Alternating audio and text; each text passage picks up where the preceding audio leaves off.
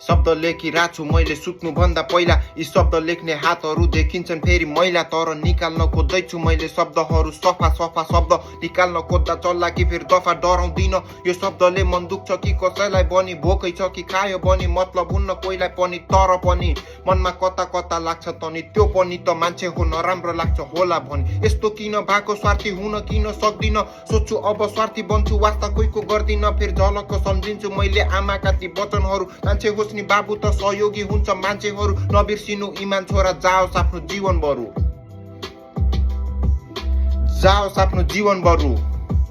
control छैन मुखमा मेरो सम्हाल्न सिकिरहेको छु बोलिदिन्छु मुखमा आएको सबैलाई खड्किरहेको छु साथमा सबै भए पनि तर म एक्लो भाछु एक्लो भाने आफूले रोजेको बाटो हिँडिरहेको छु साथी भाषा कलम मेरो बाँकी सब बिर्सिसके एकान्तमा बसी मैले लेख्न सब सिकिसके लेखिरहेको छु कापीमा विद्रोही बन्छु सोचिसके कर्म नै हो धर्म मेरो जात मैले बिर्सिसके सङ्घर्ष गरिरहेको छु गल्ली र सडकबाट पुर्याउँछु आवाज माथि गल्ली र सडकबाट छुनु छ आकाश मलाई टेकेर भुइँबाट छोड्नु छैन जमिन मलाई सकिनु छ भुइँमा त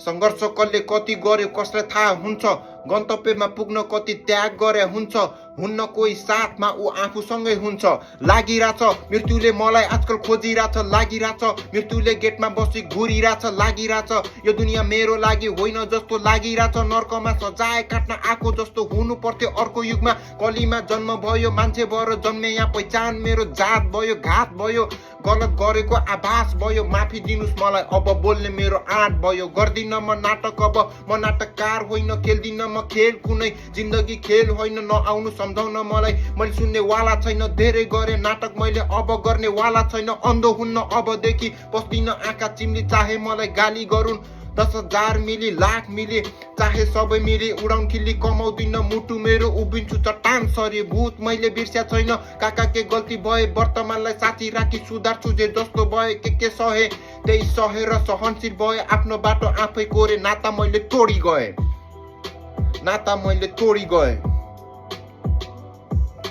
गाउँले